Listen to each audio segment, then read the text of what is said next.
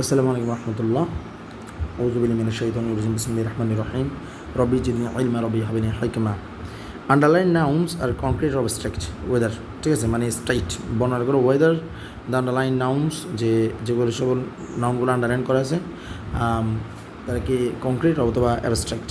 যেটাকে ধরা যাবে সেটা কংক্রিট, যেটাকে ধরা যাবে না সেটা অ্যাবস্ট্রাক্ট, ঠিক আছে, যেটা শুধু অনুভব করা যায়। কলম ধরা যায় তাহলে কংক্রিট।